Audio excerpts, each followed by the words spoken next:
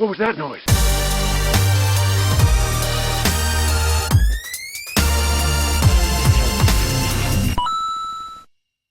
Hello and welcome to Random Encounter, GameSpot's daily live show. We play a new random game every single day, as long as it's not Saturday or Sunday. Today on the show, we've got quite a random game, I'll be honest.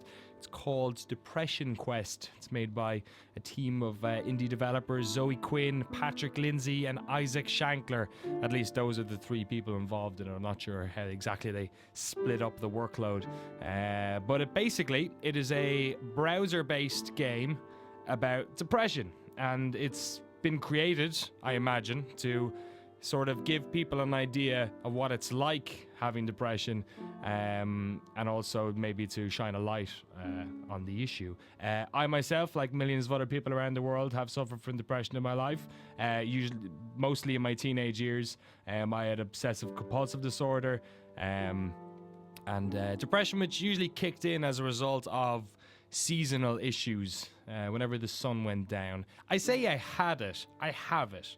Generally, people who have got some sort of I won't say mental illness, but some sort of an issue in that area never really goes away. So it's something that, thankfully, in my own life, I've managed to shake off due to support from family, friends, and probably mostly acknowledging its existence, and also obviously going to a psychologist and taking meds helped when I was a teenager. But we're going to go into this game, which I'm very interested to play. I've never actually played it. It is completely browser-based. Sorry, I'm just making sure I'm recording. And you can play it today for free by going to... Actually, let me just check what the exact website is before I start this. DepressionQuest.com. Who knew? So if you go to depressionquest.com, you can play it for yourself. There is no requirement to pay. You can pay what you want. I was part of a lot of people went in on a Kickstarter for this game not too long ago. I don't know, a couple of months ago. Feels like it was December. So you can play for free if you want, or you can pay what you want to donate. And the developers have very kindly donated portions of every proceed for the game to ifred.org, which is a depression treatment and education center. So, this game is completely text-based. In that it is all text. There are also these postcards. But basically, from the very little I've played of this game, I wanted to go in fresh for a random encounter. It is, you read information and then make choices based on it. So, if you will indulge me, I'm going to spend the next, I don't know, apparently it's like maybe 50 minutes long of the game, of the live stream, reading this stuff out and making my choices. I'll hop in the chat as well, so if you've got any questions, send them into the chat there. If you want to play this game, like I said, it's depressionquest.com. Alright, here we go. It's early on Monday morning. You are a mid-20s human being. You have a significant other named Alex, who you are rather fond of. And you have been seeing exclusively for the past few months. The rest of your social circles consists of a variety of friends and acquaintances, some of whom you met at your day job, which is a little boring but pays the rent. You'd like to be doing more with your life, as would your parents, but you're in the process of figuring out what it means and how you should go about doing it. So you can click on these links, and it'll basically give you extra information if you so wanted. You met Alex through a mutual friend a few months back. It's a nice gender-neutral name there, actually. The two of you hit it off pretty well the first night, and after a series of initially awkward dates, you finally became a couple, much to your surprise and excitement. Alex is 3 months younger than you are and is currently a student with a part-time job and a broad social circle. She's, okay, so it is a girl. I guess it's hard to, there is no gender-neutral verb or word there, is there? I don't know, I didn't do English in college, as you can obviously take from my ability to read text. I've actually had to take off my headset because there's a slight echo and it's doing my head in, so I'm going to put it there. So enjoy the piano music without me.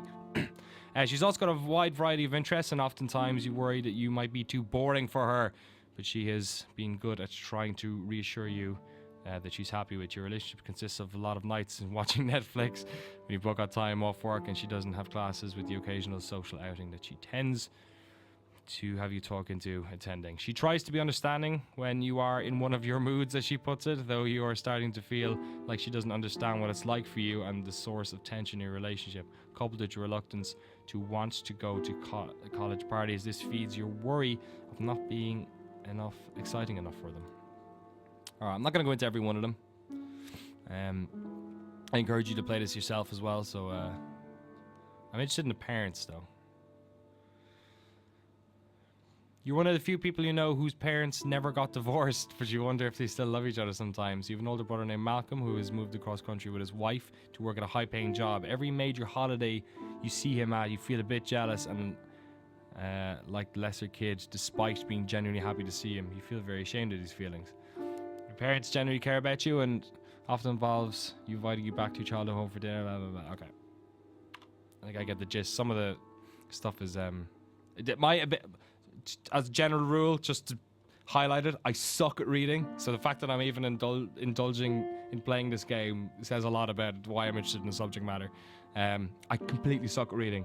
The only book I've read over the past 2 years was The Road, and it was an audio book. So I don't think that really counts as reading. So I used to do magazines, no problem. Man, I struggle to get through game reviews sometimes on GameSpot, let alone writing them. Anyway.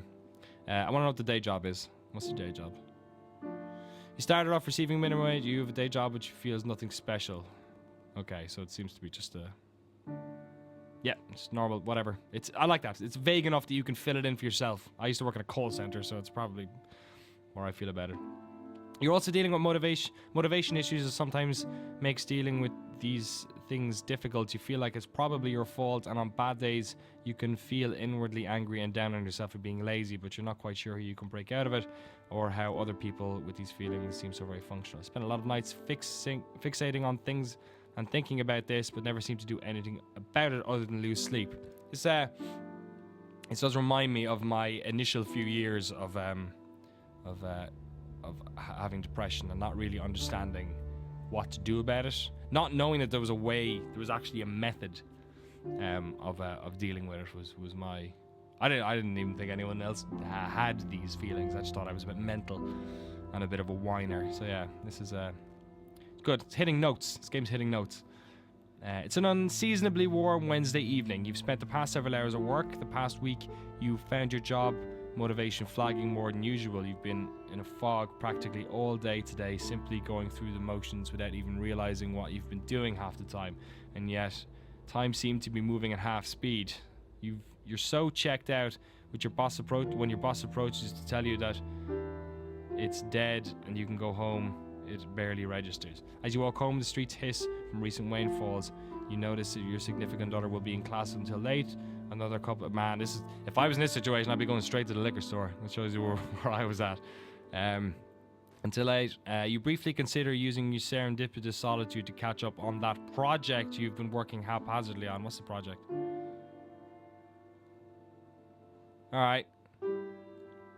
Project seems to be that thing you do when you've got a crappy job. My project when I had a crappy job was run a video game website. So now that that's my job, I just tend to spend my project hours working on this job, which is good. It's probably why I'm not depressed anymore. Okay, that's cool. Let's keep going. You've been working on help. As soon as you think about the work that awaits you at home, you can feel the panic creeping in from the back of your brain unbidden. All you can think about is how incredibly far behind you are in the amount of work that seems nothing less than insurmountable. By the time you arrive home and change out of your uncomfortable work clothes, the stress is weighing you down like a heavy, wet wool blanket. Your computer seems to be staring you down from your desk. You want to sit down and work, but the mere thought of trying to work sends your stress levels flying. More than anything else, you feel sudden and absolutely exhausted and feel the strong desire to simply hide in bed. Do you? Order food. Okay, I don't know why that's not available. I'm wondering if the clicking through on these links... It is a JavaScript. I wonder if that's registering somewhere. Order some food, grab a drink, and hunker down from the work. I can't do that. Oh no, maybe I can't do it because I'm just unable to because I'm depressed. Okay, my choices are 2, reluctantly sit down at your desk and try to make yourself do something. 3, turn on the TV, telling yourself you just need a quick half hour to run from work. That's usually what I do. Crawl into bed, you're so stressed and overwhelmed you couldn't possibly accomplish anything anyway. And then these 3 are here. You are depressed, interaction is exhausting, and you're becoming more and more withdrawn. You are not currently seeing a therapist. You are not currently taking medication. Turn on the TV. Half an hour. You know, half an hour of chilling out, watching, you know, might be porn, might be a movie. That's usually what I do on a normal day anyway. I just go on, watch game videos when I go home. Just a half hour of TV, you tell yourself. Oh man, I can see where this is going.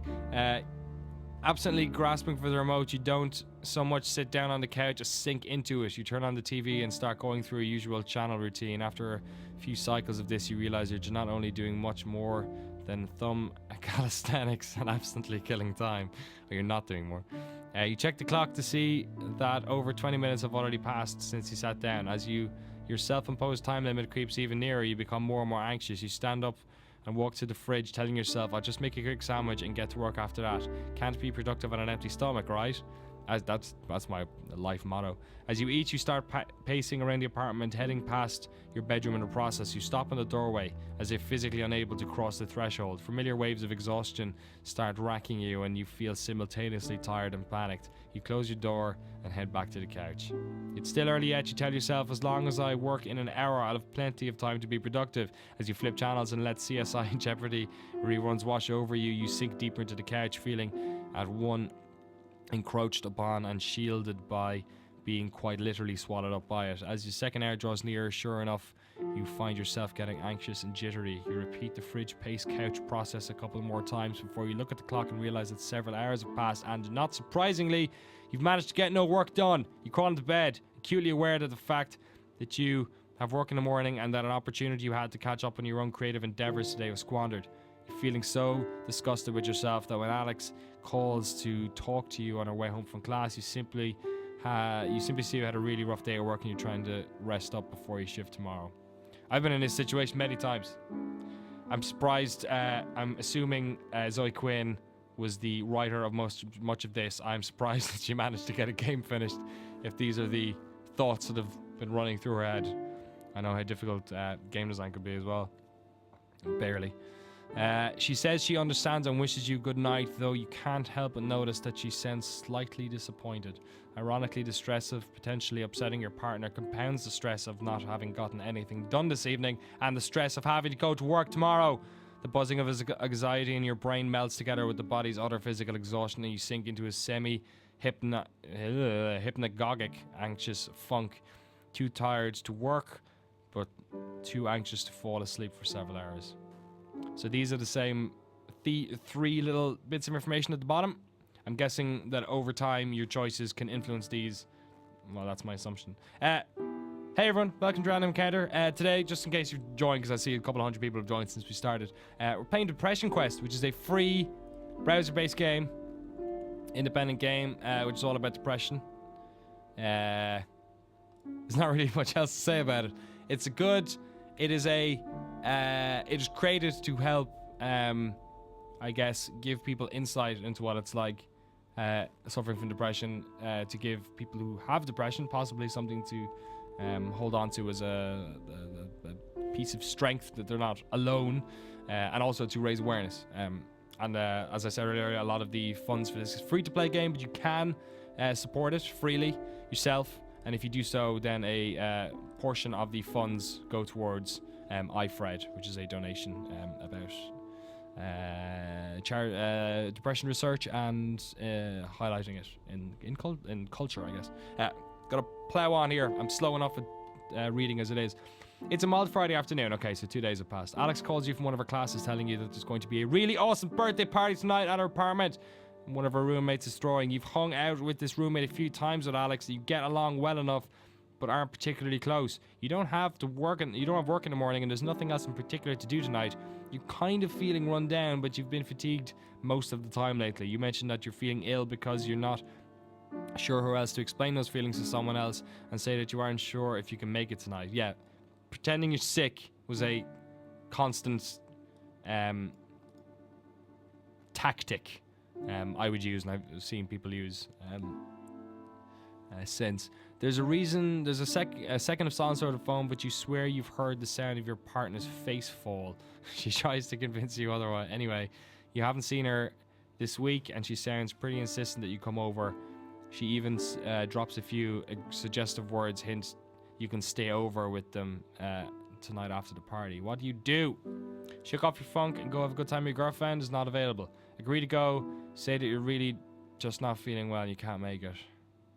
So when I went for the easy option last time, or for the hard option last time, I think possibly my character was worse off because of it. It's hard to tell. So if I go, I'm assuming that badness is going to happen. But if I stay, then she's not going to be very happy. So what's better, a bad impression or no impression at all? My chat's not working at the moment, so I'm going to try and get that working. So if you guys have any suggestions, send them in, because there's nothing worse, there's nothing better about dealing with depression than crowdsourcing information as well at the same time. I'm going to agree to go. I haven't seen her all week. Might get some action. That might cheer me up. Maybe all I need to cheer me up is some tail. See what happens. You agree to go, even though you are really not feeling very social. You know it's important to Alex, and you really like to see her. Seeing her does make you feel better sometimes, and hope that this is the case tonight, even if it does mean dealing with all the usual social anxiety. Oh god, he's got social anxiety as well. Awesome. The time to leave rolls around and you grab your overnight bag. Alex's apartment is a short walk away, but there's already people hanging around the porch. You feel your chest tighten as you approach the building and try to steel your nerves. You quickly find a partner chatting away with the birthday girl, and Alex immediately lightens up when she sees you. I'm so happy you came. I wasn't sure if you were going to make it. A young man taps her on the shoulder, and she turns back to you to apologize and let you know that they have to do something for the party. Alex hands you a beer and plants a kiss on your cheek before going to deal with whatever came up. As you look around, you don't see anyone else you recognize. Oh, it's the worst feeling in the world. It is the worst. I'm at my friend's party. I don't know anyone here. I've got this beer. Please just let me find my own corner so I can stay there. Okay, what do we do? Enthusiastically socialize is unsurprisingly not an option. That's usually not an option. 2, awkwardly stand in the same spot, unsure of what else to do. 3, put your bag in Alex's room. Avoid the crowd in there for a while. 4, cling to the back wall, sip your beer and wait for your girlfriend to return. 5, proceed to drink in earnest, hoping it makes you feel less comfortable. Alright. Usually I go for something along the lines of 3, in that I would find a task to do, like go to the toilet, even if you've just turned up at the party, you know? Go take a slash. I don't really want to hide in Alex's room. Oh, maybe. No, you can't do that. That's kind of crappy. Cling to the wall, sip your beer, and wait for your girlfriend to return is a good one. Awkwardly standing in the same spot is a bad idea. Alright, I'm going to go with that. As Alex leaves, you're not quite sure what to do yourself. Standing in the middle of the room leaves you feeling kind of exposed, and you don't feel ballsy enough to randomly approach any of your groups, to randomly encounter any of the groups of people clustered together talking. You head to a clear spot on the back wall and lean against it. For some reason, this feels a lot more secure. You scan the party for a familiar face or sign of your partner and come up with nothing. Not sure what else to do and worrying that you must look creepy just standing there watching everyone. You take to your phone to busy yourself. That's true, the old look at the iPhone. 20 semi-tedious games of Bejeweled Blitz later, your partner returns. You spend the rest of the night with Alex, occasionally being introduced to people and nodding along with group conversations, even if you don't participate much. At the end of the night, you're falling asleep with your girlfriend, the crook of your arm. She thanks you again for coming. Half drunk, she confides that she thought you were going to flake out and was pleasantly surprised that you managed to come out. She says it lovingly, but you're not quite how you feel about that statement. It's a little late, noon on a muggy Saturday. Following day, I'm assuming it's the following days, could be weeks or months later. Your mother has come over for a surprise visit, always fun, claiming loudly that she doesn't see you enough, so she's decided to invite herself over. Thanks, Mom. As you converse, she walks around the place, and you get a distant impression that you're being inspected. Man, you're always being expected by your mom. Don't even think about that. I'm gonna log out of GameSpot just to see if I can get this chat working. So what's going on with you lately? She asks abruptly. Taken somewhat aback by this left fielder, you tell her that you're not quite sure what she means. She repeats the question, saying that you haven't seemed like yourself lately. She gestures to your dirty dishes piled in the sink and notes the fact that you haven't called or visited in a while. Your reticence only seems to spur her on more. She presses you, asking you if you're having problems at work or with Alex. You're beginning to feel increasingly battered by her sudden, well-meaning but overwhelming inquisition. Under her questions, you become increasingly uncomfortable. You want to be able to explain to her how you're feeling, but the truth is that you're not really sure yourself. Nothing horrific has happened at work with your significant other or friends or anything like that, but you all the same can't deny that you've just felt drained and that you're not really here.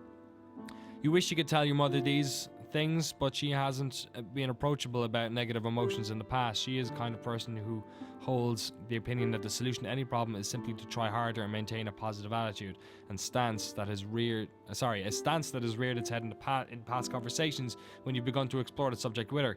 You know she's unlikely to be understanding, and you feel energy drain out of you when you imagine what would happen if you managed to blurt out everything you're feeling. What do you do? I didn't, thankfully, have this issue myself with my mom. It was in fact my mom who I came out to about. I think it was actually my obsessive compulsive disorder is what I told her about. Yeah, she was great. She told a friend of the family who was a psychologist who she kind of ran into. He was a psychiatrist, actually. She ran into at a supermarket, and he suggested somebody for me to go see. And even that first meeting, when he told me what I had was actually called obsessive compulsive disorder. When he told me that it had a name, then I knew that, okay, other people have it, which means I'm not completely mental, which means, you know, waking up to go downstairs to touch. I didn't flick light switches. I used to rub them as if my finger was covered in paint and I'd have to rub it evenly. And I used to do it over and over again because I thought my parents would die. They didn't, thankfully. And also I stopped rubbing light switches and doing like 12 Hail Marys before I went to bed. Okay, what do we do? Try to be honest and tell her anyway. Tell her that everything is fine and thank her for asking. Change the subject. Oh, tell her. I'm sure I had this situation where I thought that she wouldn't understand.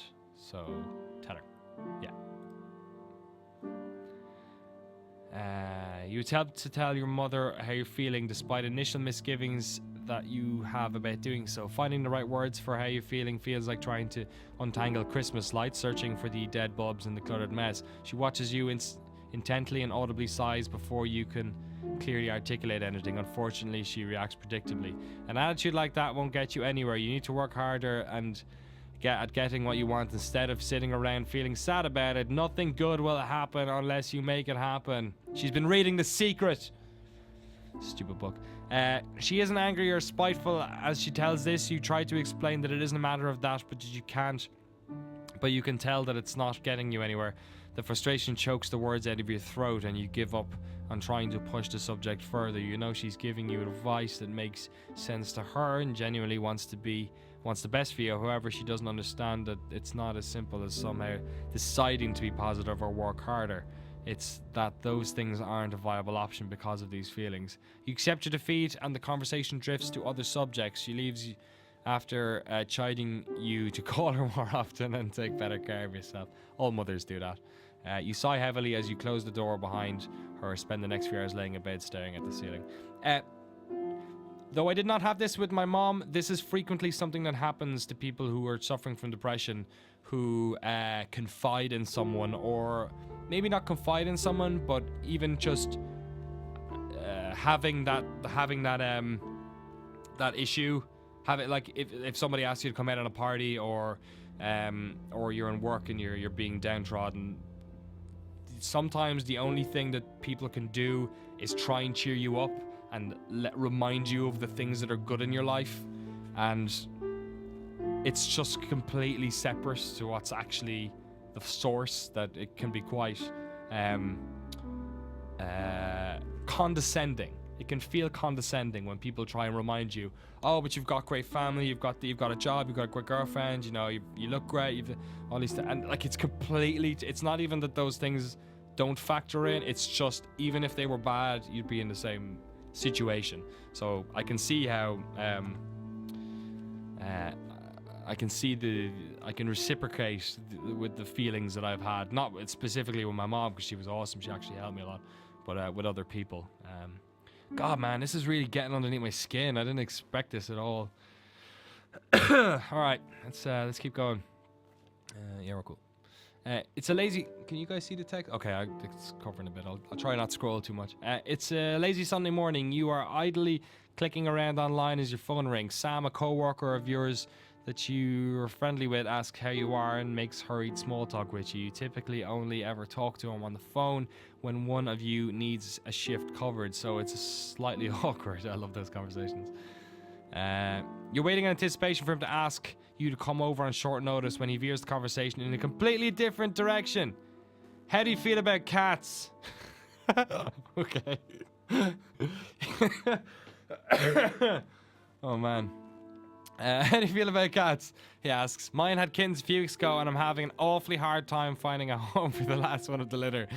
You don't have any pets, right? Takes you a moment to process this new information and you're caught off guard as he begins to earnestly try and sell you on the idea of taking the last kitten off his hands, if not something that you had specifically considered before, and he seems fairly insistent. I've never had anyone try and push cats on me, thankfully. I've had people try and push drugs and fashion conformities and other things on me, but never cats. You look around your apartment and try to picture a cat in it as he continues to sell you about how cute she is. You tell him that this is all kind of sudden and that you don't have anything for the kitten set up here. Oh, don't worry about that. I can bring over a litter box and food and all that, since you'd be really helping me out in a fix. It's the least I could do. I just don't want to have to put it in a shelter. Oh, guilt. How dare you? You can't help feeling that you're being guilt-tripped, but you decide to give it some serious condition. It does get awfully lonely around your apartment and it might feel less empty with a cat around.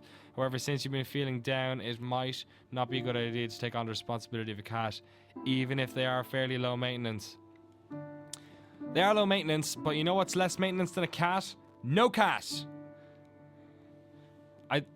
1. Take the cat, knowing full well that you can take great care of it. Decline, even though you'd be totally capable of taking care of it, you're not much of a cat person. 3. Become a cat owner. You could use companionship. 4. Decline, you're not in a good enough place to be taking on more responsibility right now. 5. Decline, you don't like cats. Okay, I like this. I like both options of you don't like cats and I like cats, but not enough. Okay, I'm definitely not taking the friggin' cat. This guy can head off. He's probably got 10 more people to call before he puts the cat in a home. People should adopt cats from homes anyway. New to your cats. Decline. You're not good in the place. Taking on more responsibility. Oh God. I like cats. I had a cat. It died. I had a cat. It died of cat AIDS. It was the whore cat of my neighborhood. I found it was our cat in that it hung around our back garden forever, and we used to feed it potatoes left over. It's like the most Irish story ever. We used to feed the cat leftover potatoes in a after dinner, and I named it Whiskers because I had no imagination as a child. So I do like cats, but fuck this cat. Decline. You're not good enough place. I'm not in a good enough place to be taking care of a cat. Absolutely not. I'm sorry, I just can't right now. I hope you can find a good call home for her. I hope you don't call me next time you want to peddle your felines on me. You sit through a few more sales pitch statements that border on guilt trips and rebut them with fabricated excuses about your landlord not letting pets before your co-worker gives up and thanks you anyway. At least he did that. You wish him luck in finding home for the cat, and as you hang up, you feel pangs of guilt as you imagine him having to put it in a shelter. You wonder if the chance of the kitten ending up in a shelter was worse than the chance of you being unable to care for the animal, and you're pretty awful about yourself regardless. Your partner's emptiness feels a lot more palpable suddenly, and you wonder if you could have pulled it off. You consider getting a pet in the future after more careful consideration and preparation. The next day at work, you run into your co-worker and breathe a sigh of relief as he informs you that he was able to find a good home for the kitten. She's probably way better off than she would be with me, you think. All right. Still depressed. Spend a large amount of time sleeping, hating yourself, and having very little energy and motivation. Not seeing a therapist, not taking medication. All right. Friday afternoon, and quitting time is just around the corner. Awesome. Got that Friday feeling. Hand me a crunchy. A bright, clear day is giving way to a still, temperate evening. You can hear your co-workers still all around you, anxiously making plans for the evening and weekends, but you're really looking forward to just getting home and resting after what's turned out to be a very long and taxing work week. Just before the end of your shift, you get a call from Alex. It seems a group of your mutual friends are heading out to a nearby pub for dinner and drinks. Excuse me. Thank you, Pepsi Max. To celebrate the end of the week. And they want to know if you want to come along. You tentatively tell her that you're all emotionally exhausted from the work week. All right, at least you're being honest with her now. And a social outing like that would just take too much out of you today. You encourage her to go have a good time, since you know it's been a while since she's gone out with friends, but the effort feels futile since you know that she's going to go without you. A couple of hours later, the two of you find yourself in a familiar position on the couch, watching comedy shows on Netflix, a box of pizza open on the coffee table in front of you. As you look across the couch at her, you start to feel anxious. You feel bad about her effectively forcing the two of you to stay in again, while you are always appreciative of your partner's efforts to take your feelings into account and help make you socially comfortable. You sincerely worry that you're holding her back from enjoying a more fulfilling relationship. While she does seem to enjoy spending time with you, as the two of you sit in a comfortable, almost content silence watching old shows you've seen 2 or 3 times before, your ever-increasing fears that your relationship is becoming one-sided weighs even more heavily on you. Apologies for my editorializing this. I'm just not very good at reading. You feel more than ever like a burden or a ward to her, and it's virtually impossible for you to see what value you could possibly offer in return. Worst of all, this nagging fear has made you feel more self-conscious than ever, withdrawing ever inward. And you've started to pull away even from Alex herself. What do you do? I never had depression when I was going out with someone, but I went out with plenty of girls. My fiance probably wouldn't appreciate that. I went out with a couple of girls that did suffer from depression. I went out with one girl who actually, well, probably not fair to say depression, but definitely had bad stuff going on in her life that she had to deal with. And this lack of this, like, I hope it wasn't some sort of ploy just to break up on me and soften the blow. But that whole let's break up because I feel like I'm dragging you down thing, I've been on the receiving end of before. But now we're on this side, so what do we do? Sorry, by the way, thanks for everyone who's watching in the chat. This is Depression Quest on today's Random Encounter. It's a free-to-play, well, I shouldn't say free-to-play. It is a browser-based game about depression, dealing and coping and living with depression, that you can play at depressionquest.com. It is free unless you pay, and you should pay because, first of all, you should support in development, and second of all, a portion of the money goes towards the depression research and highlighting depression as well. So thanks very much for watching. Apologies, chat. I don't know why it's going on, but for some reason I cannot access the chat at the moment. It's just freaking out on me. So hopefully you're not all saying, "Oh, this guy's friggin' Irish guy's whinging about his girlfriends. What's up, GameSpot? Used to be cool. I'm gonna go to IGN." Yeah, hopefully not. Got a decision to make though. Here we go. You know that despite the bad times, your girlfriend sincerely loves you. Relationships are a two-way street, and you resolve to always be there for her like she's been there for you. Tell Alex how important she is to you. Enjoy this evening. Man, I've definitely been one of the ones affected. All right, 3. Ask Alex if she's happy with your relationship. 4. Don't say anything. You're already worried about it being upset with you. Ask the question. Why not? You look over at Alex. I love this. These postcards are cool. I've seen that screen. Always hangs on 33%. Very good. You look over at Alex, who hasn't noticed you watching yet, as you try and parse the expression on your face. You worry that it's one of sheer boredom and bare tolerance. You wonder if she's thinking... Sorry, that's on her face. You wonder if she's thinking about all the fun she could be doing tonight if she wasn't chapped on the couch with you, ordering one of the same 3 takeout pizzas that you always order from. A sense of disappointing her creeps over you as you picture what the night could have been if you just accepted the invitation she'd made earlier. I know this is pretty boring Friday night for you, but are you really happy with me being like this? She turns to look at you, forehead wrinkled. Why are you asking me that so often? You feel her body stiffen and pull away from yours just a little. Well, I mean, you start, but are unable to try and think of how to answer. I don't know, okay, the ones you can't do. It's probably silly, but it's reassuring when I hear that we're on the same page. 2, I want to make sure I'm right for you. 3, I know it's not what you'd usually be up to. 4, I don't mind. I guess I kind of get worried that you're getting bored sometimes. Don't do that, because then that's laying it on her.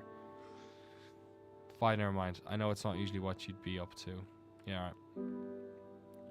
Alex Friends, what do you mean by that? I just mean usually like going out and doing things, partying and stuff, you know? She sighs and falls against the couch. It's not like I want to do those things all the time. I like nights in too, just like everyone else. She turns to you, frustration wearing on her face. Sometimes I swear it feels like you don't know me at all. Uh-oh. It's not that, your voice trails off and you notice that she has an exasperated look on her face and you haven't seen that and that you have seen that once or twice when you have had a conversation like this. Conversations where you're poorly expressing your own self-doubt and insecurities, seeking reassurance, but really feeling like you're making things worse. She sighs again, this time louder, turning towards the flickering screen. I like spending time with you, okay? If I didn't, I wouldn't be here. The annoyed tone in her voice makes you think otherwise, but you take it as a sign that you should probably drop it for now, and you feel badly for upsetting things. Yeah, it's one of those damned if you do, damned if you don't situations. I think that probably happens in every relationship, regardless of if you've got depression. Bringing up things can often make you look like you're just micromanaging a relationship, and being vacuous and uncommunicative is also probably not a good thing. It's a breezy Sunday afternoon. You've allowed Amanda, an old friend from school that is in town for the weekends, to talk you into leaving the house for coffee and catch up. Actually, I've noticed over the past couple of screens that I like how your gender is actually never questioned, never mentioned. Your partner is a girl, but you could just as easily be a gay woman as you could be a dude, which is quite cool. You meet her in a small cafe and talk about what you've been up to since you've seen each other, and you can't help but feel as if they are a lot more accomplished and interesting than you, and while listening to them talk about their life after school. When it's your turn, to brief them on your activities, you feel anxious and ashamed and give a very abbreviated version. You try to talk about your job as little as possible, and you feel incredibly boring while you describe it, despite her expressing sincere interest in you and your life. Amanda has known you long enough to read your mood and tone of voice. She leans into you, ask a question while gently touching your hand, and a look of genuine concern in her face. What's wrong? 1. Suggest a change of location and confide in her honestly. 2. Test the waters and open up a little, see if she'll understand. 3. Insist that nothing is wrong, change the subject. 4. Defensively ask what she means by that. 5. Notice that your hands are shaking. Oh man, this is bad. It just sounds like a good friend.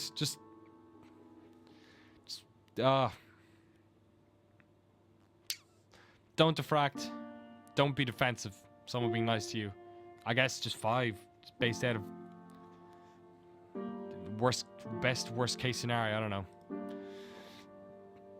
It's such a small question, but it feels like a blow to the gut. You surprise yourself when you realize that your tightly clenched fists are now beginning to shake slightly. Despite your best efforts, you feel tears begin to sting in your eyes. You try to disguise this by tilting your head up and praying that they'll suck back in. She suggests you two get out of there, and you feel mortified. She offers to go back to your apartment with you, but the two of you end up talking in her car for 2 hours, and the words just pour forth from you. Amanda seems unsure of what to say at times, but she listens and rubs your back as you sob and talk. She asks if you're gone to a doctor's about this, and you admit that you haven't. She mentions that her mother is seeing a very good therapist in town and offers to ask her about it. Very good. Amanda is cool. Amanda is like my mom. Go, Amanda. You're not thrilled about the idea of going to a therapist, and even less thrilled that Amanda might be telling someone about your problems, but she persists and tells you that she'll email the doctor and collect information later in the week. Awesome. I had a panic attack once, which makes it sound... I've only ever had one panic attack. I had a panic attack in the... It was the Munster hurling semi-final, which if you're from Ireland, you'll know what that is. If you're not, then you won't. And I think it was 2000 and... What was I? 14. So 2001 maybe? And I had a panic attack with... I was sitting down with my brother-in-law. I'm not sure if he was my brother-in-law yet. Maybe he was just my sister's boyfriend. My now deceased uncle and my dear cousin Kieran. And I saw all the people in the crowd and freaked out about how my issues were always to do with... I'm sorry, I'm not gonna play the game as much as possible, but just as a slight tangent, I won't talk about this crap too much. My issue was with insignificance and my ability to control anything in the world, and it was like pretty big stadium, not that big. Semple Stadium in Thurles it was, in Tipperary. It's a long way to Tipperary. I don't know, maybe it was like a 30,000 seater. I don't think it's maybe not even, maybe 40,000. But I was looking over at the Hogan stand, and not the Hogan stand. I was looking over at one of the stands, and just freaked out. And my brother-in-law took me out for a walk and told me about him and his brother, and talked to me about how I was feeling and stuff, and made me feel a lot better. It was good. All right, it's clearing with sun, sunny Monday, and one of the few days that your brother Malcolm is in town and free long enough for you two to actually see each other. Awesome. You have a dental appointment that day. Do you make plans for him to pick you up afterwards? Your appointment takes a little longer than expected because your dentist tells you that you've started grinding your teeth in your sleep. Oh God. Given that nearly everything in your life has been feeling enormous and stressful lately, this doesn't come as a surprise to you. He suggests that you try and reduce your stress levels and fits you with a night guard. Ugh. It feels awkward and too big for your mouth, and you feel embarrassed looking at your puffed out face in the mirror with it in. You finish up in the appointment in a hurry and leave about half an hour overdue to meeting your always punctual brother in the parking lot. You finish up as quickly as possible and leave the building to scan the parking lot for your brother's car, but you don't see his old Civic anywhere. You pass by a blue Camaro and jump, and it beeps to you, causing you to jump in surprise. It takes you a moment to realize it, but Malcolm is in the driving seat. Oh, he's got a promotion, has he? You hop in the passenger seat and compliment him on the new ride, and he mentions that it's a perk of a promotion. I could go. He's recently obtained at work. He starts telling you about how much money he's making, how his career is really taking off, and how he's starting to look at houses with his wife very soon. You clutch the bag containing your night guard in your hand and feel yourself clench your teeth as you think of your crummy apartment and how long it's been since you've been able to take a day off work without having to worry about making ends meet. He's only 2 years older than you, but it feels like he's eons ahead of you in every other aspect of your lives. So, he asks, how did your appointment go? Did you get drilled full of holes or what? Laugh about your dorky night guard with your brother. Tell him about the night guard and why you need it. Lie, tell him his routine cleaning. 4, tell him about your grinding tooth problem, but not the stress causing it. I don't know. I'd like to be honest, but sometimes you do lie to your peers to make yourself feel better. I think if 5 years ago, I definitely would have lied in relation to talking to my brother about this stuff, but we're way cooler now. So I'm gonna go ahead and say it. Whatever. The dentist said I'm apparently grinding my teeth too much when I sleep. Oh, Malcolm replies, been stressing out lately, kiddo. Call me kiddo, you're 2 years older than me. Asshole. Deciding what you don't really want to go into it, you tell him that you don't think that's the case and it's probably just a random thing. He doesn't pry farther and instead begins reminiscing about the time you chipped your baby tooth because he accidentally knocked you over once. You go out for dinner and catch up on things, but you feel somewhat distracted by your gnawing anxiety in the back of your mind. Though you enjoy your brother's company, you still feel like you want nothing more to do to go home and hide from the world tonight. It becomes hard for you to try and stuff all your horrible feelings down and go emotionless when someone like the dentist can see a fraction of what goes on inside your head. Good point. It leaves you feeling embarrassed and weak, and you hate yourself for feeling that way. You wonder if you're not really fooling anyone into thinking you're a normal person, and you wonder if you're better if your brother knows and is hanging out with you out of pity tonight. After he drops you back at your apartment, you go throw out the night guard. You can't even stand to look at the thing. Still not currently seeing a therapist. You're deeply depressed. Even activities you used to enjoy hold little or no interest to you, and you exist in a near constant state of lethargy. All right, let's keep going. I'm getting little bits of chat through here. I can't see names or anything, and it's only like 1 or 2 sentences. It's not going to end well. You know what? I'm starting to feel that way as well. There's actually a disclaimer to start saying if you are suffering from depression, don't play this game, and click here, and it brings you to some sort of suicide chat line. All right, let's continue. It's a dry Sunday morning. You grab the morning coffee and sit down at your desk and check your email. A new message pops up in your inbox almost as soon as you do. It's from Amanda, and you remember your meeting in a cafe and awkwardly bring up when you awkwardly brought up your feelings to her. Subject: hey buddy, body. Hey, sorry, it's been a few weeks. I'm gonna get this to you sooner, but it took me a while to get hold of my folks back home. Dad told me to say hi, by the way. Anyway, I remembered that what we talked about the last time I saw you, and I hope you aren't insulted, but I asked my mom for the number of her therapist. Don't worry, I didn't tell you who it was for. I think she's worried about me though, haha. Anyway, the number is blah blah blah. It's a really good office, you should look into it. Talking to someone never hurts. If you're worried about the money, don't be. They're one of the few that do really good sliding scale fee and won't charge you for what you can't afford. I hope you're feeling better. It was really nice to see you again. It's early enough that you could call and make an appointment today. What should you do? Sleep on it? Oh, you're kidding me. Call the therapist number. You're looking forward to the help. Try look on the number, even if mere thought of talking to someone makes you anxious. She's cared enough to send it after all.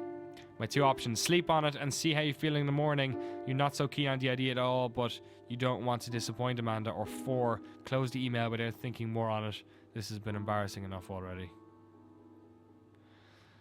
Oh, 2 awful options.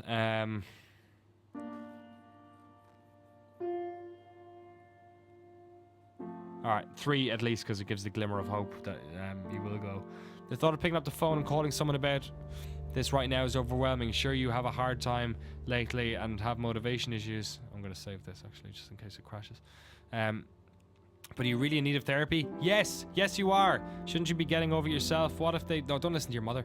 What if they put you on medication and makes you feel like a zombie? What if you go to the therapist and the therapist looks down on you? What will Alex think about this? Trying to think about all these things at once makes you feel like a very big deal, and you decide to take your time on it. The rest of the day passes quickly. In the night, you have a hard time trying to sleep because your brain is too busy thinking about all of these things and imagining all the ways it could go horribly wrong. The next morning, you check your email again with blurry eyes. Amanda's email is still there, seemingly waiting for you.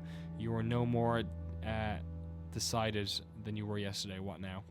Call after wrestling with it a few minutes longer? Don't call. Or just call her. Yeah, call. I love these little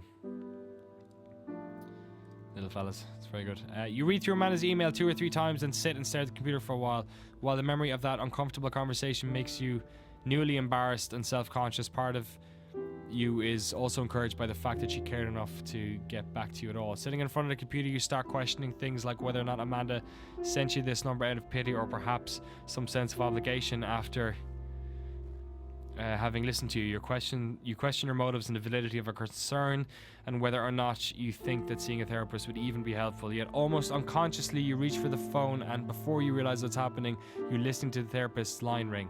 Before you can bring yourself to hang up, you're listening to a slightly cynical but not unpleasant voice of the receptionist ask how she can help you. I'd like to make an appointment with the doctor, you managed to stammer out. The conversation is quick and not nearly as unpleasant as you were fearing, and quicker than you can say Freudian slip. You've scheduled an appointment. Quicker than you realize, appointment day rolls around. What do you do? Go to the therapist's office. 2, head to the therapist's office even though you're totally unsure of what to expect. 3, sit in your car terrified and try and talk yourself out of going. 4, just the thought of you going to your appointment ties your stomach in knots. You crawl back into bed. Get into the therapist. You have your first session with the therapist, Miss Dr. Susan Melville, a tall woman in her mid-40s with a disarming demeanor and patient eyes, with the start of your slightest smile lines. Sorry. Apologies again for my reading. I'm really awful at this. Not reading. God, that's why I work in video games. She makes you feel comfortable, fairly easy, which is a pleasant surprise after all of your anxiety over the appointment. Sorry for just joining us. I see a couple of more people have joined us. This is Depression Quest, a game that's freely available to play at depressionquest.com. Freely in that you can play it right now and that it won't actually cost you any money, but you should pay some money. It's pay what you want to the developers, creators of this game, Zoe Quinn, Patrick Lindsay, and Isaac Shankler. I'm very much enjoying it. I've only been playing for about 50 minutes. Yeah, I won't get into my previous exploits in the world of depression. We'll have a highlights reel up tomorrow. You can check in on if you want to. But at the interest of boring you anymore, I'm going to keep going. As you leave, you make a second appointment. You're still skeptical of all of this, but figure you might as well see where this goes. The hardest part, it seems, is taking the first step. Very true. You're still not sure on how you're going to tell your family or your partner, but you figure you'll deal with that when it comes. Excuse me. That's not boring game, that's talking a lot. Either way, you feel relieved that you managed to see this through instead of being paralyzed with worry over it. Even if nothing comes of it, you did something you said you would instead of flaking out, running away. You're emotionally exhausted. When you get home, you collapse into bed. You sleep better that night than you have in a week, and you're not sure if it's because you were so tired when you get home or if because of the therapist. All right, we've changed one of our little variables then here. You were very depressed. You spent a large amount of time sleeping, hating yourself, and having very, very little energy or motivation. And we're now at you've spent some time in therapist's care. You're having difficulty finding the motivation to continue with your sessions. Still not on meds. I eventually did go on meds for my depression OCD thing. I never knew if they were. I'm pretty sure legally, from the way I got them, that they couldn't have been placebos, but they didn't affect me in a negative way that made me feel like I was being dumbed down. I wasn't on any of the alls. I wasn't on any sort of a big downer or like sense deprivator or anything. I think I probably wasn't. I wasn't clinical, or I wasn't suffering in that way to require it. But I still wonder now what exactly it was and what effect it had on me.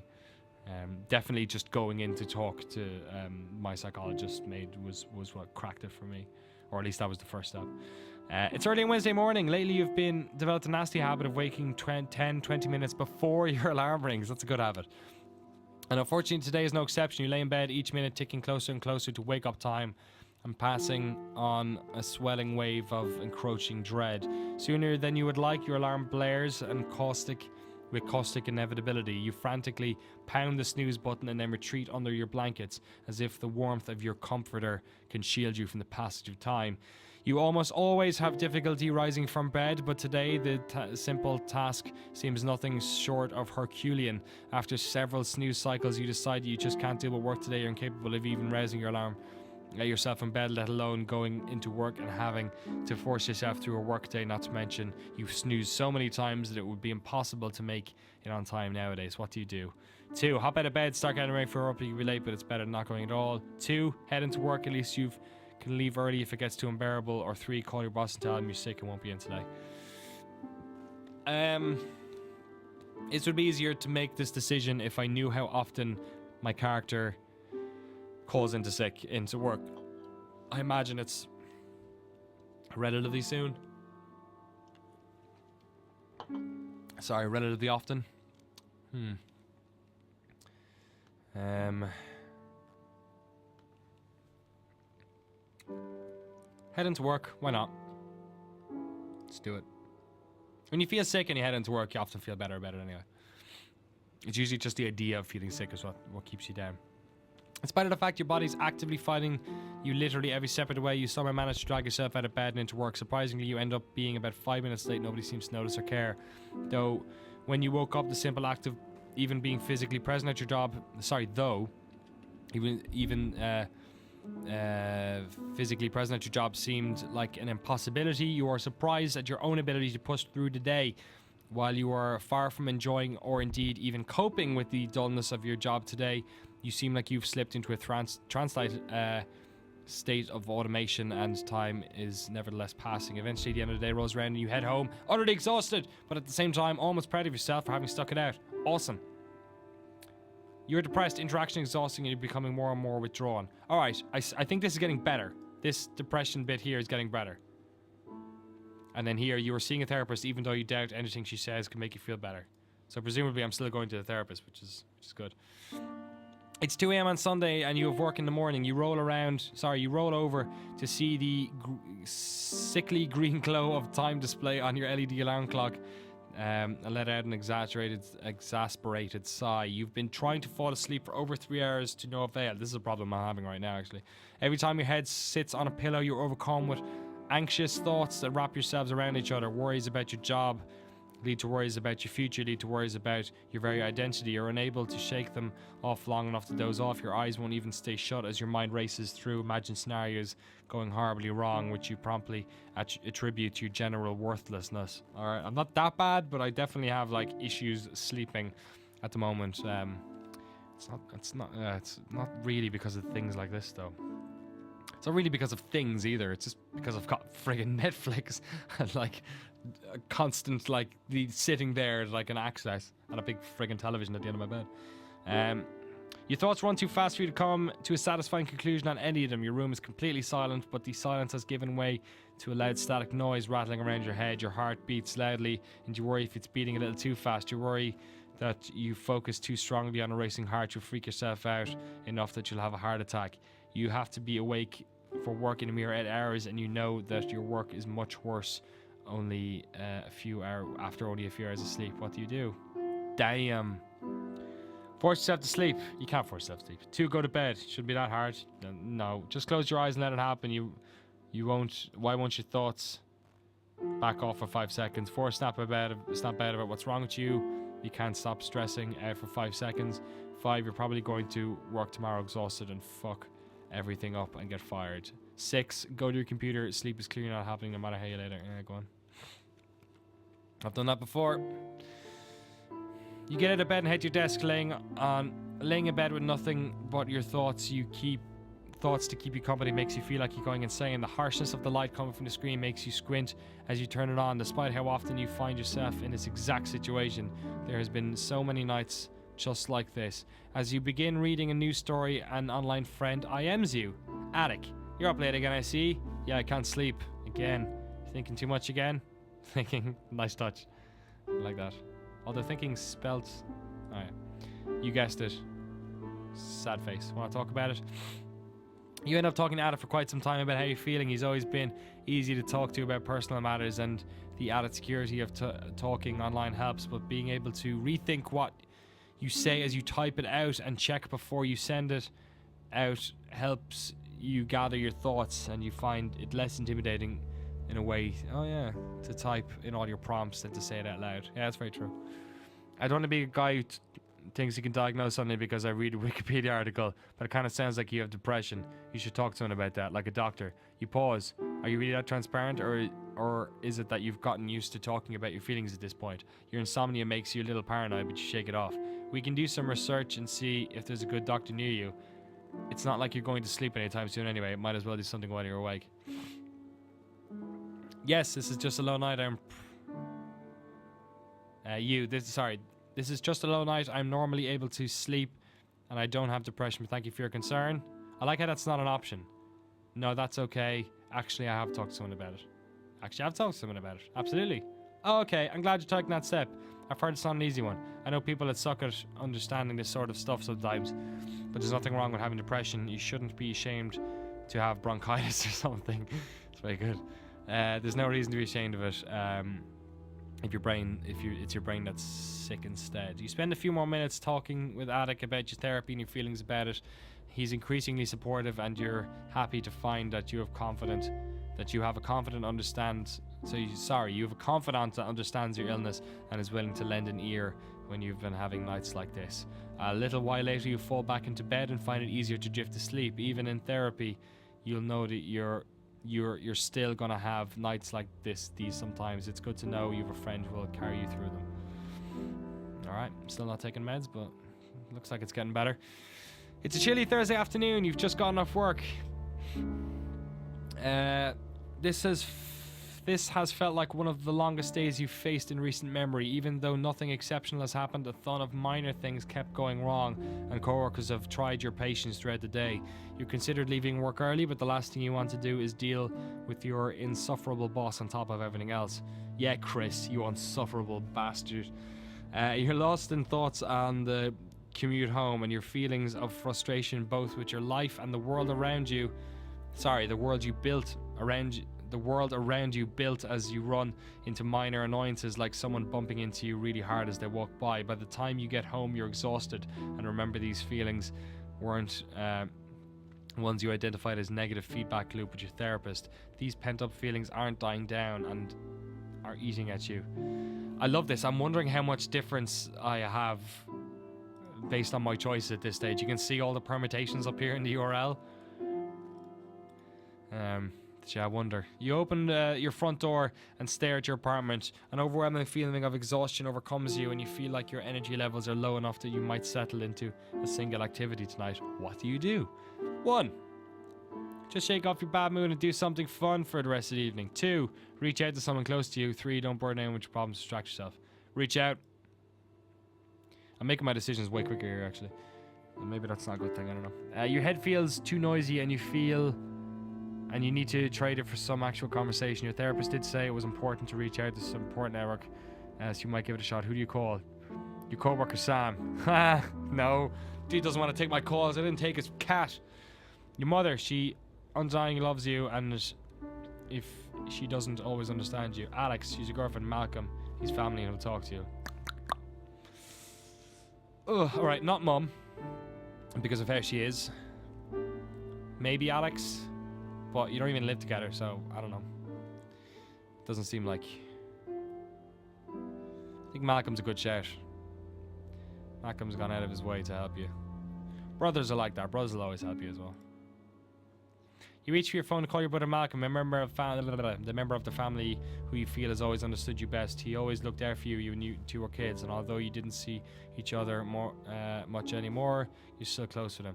The phone rings 3 times before his wife Karen picks up and tells you that he's away on business right now. You redial his cell phone and it goes straight to voicemail. Feelings defeated, you hang up, lay in bed, thoughts gnawing at you as you do. You feel selfish for trying to reach out to him while he's busy in the first place, and he's too busy, and he's always so busy that...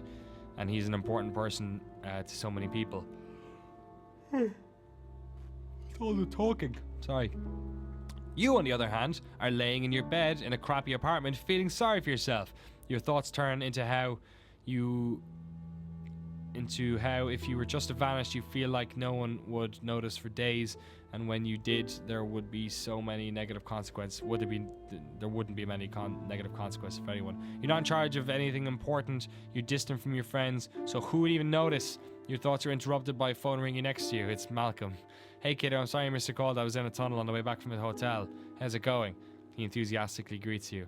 Through a series of exchanges between you two, you end up actually opening up to your brother about your condition and how you've been dealing with it. To your surprise, he's known for a while but was unsure on how to approach you. He wanted to give you space to figure it out and didn't want to put more stress on you on the way your parents do. The two of you talk on the phone for a good long time, and he proves himself to be an excellent listener and very skilled at finding the perfect timing to lighten the mood with a joke without seeming like he's making fun out of you or doesn't take your feelings seriously.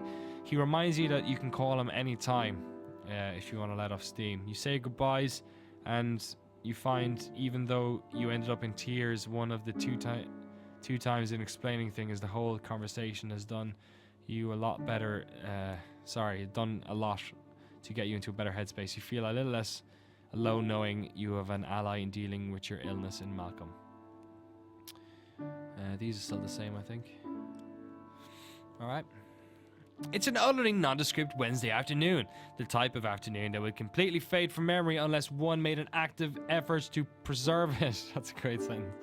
As you become as has become routine on Wednesdays, you're sitting on the couch in Dr. Melville's office. To your mild surprise, she begins this session by breaking her characteristic therapist silence and begins speaking up right away.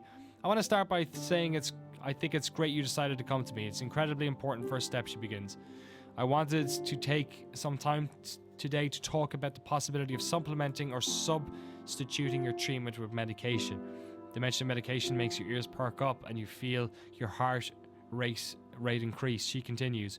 Many people find adding a pharmacological element to their treatment to be very helpful, and some even prefer to take drugs, completely eliminating their need to visit a therapist after all. Providing you rely on your support network and are still reaching out to people, I would prefer if we kept talking. I would prefer it if we kept talking. Should you choose to start medication, so that I can monitor your progress and adjust as needed, but the choice is ultimately yours. I just want to run the option by you to gauge your thoughts on what the matter might be. Dr. Melville has given you a lot to think about. What should you do? Is this the first time we've actually had the ability to take all 4 options? I think it might be. 1. Accept the prescription as a way to augment your therapy. 2. Tell her you'd like to try drugs instead of therapy. These weekly sessions have always made you feel a little more than a little uncomfortable.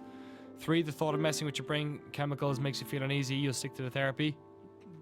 4. This whole therapy thing has always overwhelmed you. This is the final straw. You're done with both. Wow. Oh, I'm saving this. Accept the prescription as a way to augment your therapy.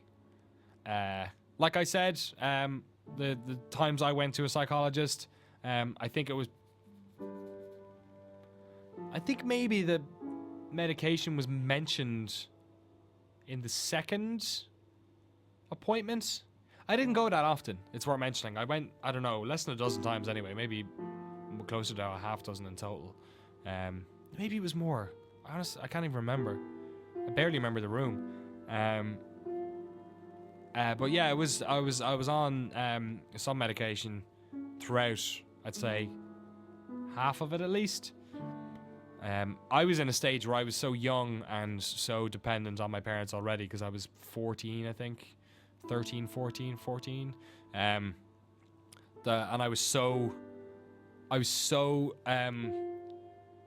like helpless that I handed over responsibility. The minute I knew that there was someone else who could help me with it, I just went, there you go.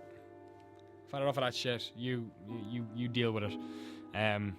So I was open to anything. So I didn't care. When they said give me medications, I was like, absolutely. If I can keep a smile on my face once the sun goes down in the evening and not worry about my parents dying if I don't touch light switches and stuff, no problem. I will take a pill. Maybe when it's depression alone, when there's not an underlying condition or an associated condition, it's harder because you can feel like possibly this is just something about you being a whinger or just being sad for the sake of being sad. Maybe it was easier because I knew that I had something that was a known issue, but then depression is as well. I don't know. All right. Let's keep plugging forward. I'm going to accept the prescription as a way to augment my therapy because that's what I did in real life, and that was the final step, I think, on my trying to find help. You think the matter over long and hard. It's strange to think that recently none of this sort of thing was even on your radar, and here you are being asked to make a decision about it. You're both skeptical and nervous, still getting over the initial shock of even just talking to a therapist. Still, over the years, you've done enough entry-level reading on the subject to know if it doesn't help, at least it probably won't hurt, right? After an intense and protracted period of initial internal vacillation, I never even heard that word, you decide to bite the bullet and go for it. You tell Dr. Melva that you try to medicate in addition to your therapy, and you spend about half an hour going over what you'll be taking and what you should expect from it. Thinking back on your decision later, you're pretty sure you had your fist tightly clenched the whole way through. Very good. You're depressed, interaction is exhausting, you're still becoming more and more withdrawn. That's better. You're seeing a therapist, even though you doubt anything you said to make you feel better. You have started taking medication, you were hoping it will work, but you aren't optimistic and are worried about side effects. It's a Wednesday evening, in fact, not afternoon. You're visiting your parents' house on holiday. It's one in a handful of times during the year you drive out to visit your old hometown, and you've seen random people you had gone to school with around town. When bumping into them, the usual short versions of what you're doing since graduating are exchanged. You've gone through a few of these today and have been very aware of how much you feel you haven't accomplished. When you were in high school, you had much larger plans. You feel like you failed to manifest most of them. Even though you've managed to, you've largely lost interest in what you thought you wanted to do growing up. Now you're not really sure what you want to do, and sorry, my bad. Now you're not sure what you want. Jesus Christ. Now you're not really sure what you want to do. I'm not really sure if I want to finish this sentence. And you felt like you're lacking the ambition or drive to figure it out. Everyone you've caught up with seems so much happier than you. Like they've got their lives all figured out, and you kind of feel like a failure by comparison. I feel like a failure in beginning in how to read goddamn words. This is why I don't use auto cues and stuff. I don't know. I don't have dyslexia or anything. I'm just dumb. Pepsi Max probably isn't helping. Your brother Malcolm arrives with his wife in tow.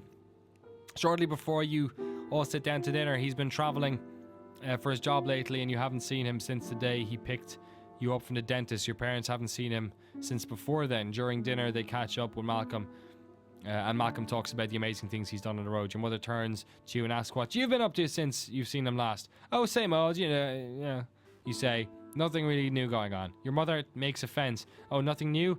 How long are you planning on staying in that job of yours? What do you say? 2, tell them about the exciting new job you're going for. Sorry, 1 even. 2, I might have dyslexia. 2, tell them what they want to hear, that you're actively looking for more prestigious position. 3, admit that you don't know what you want to do. 4, excuse yourself to the bathroom. 3.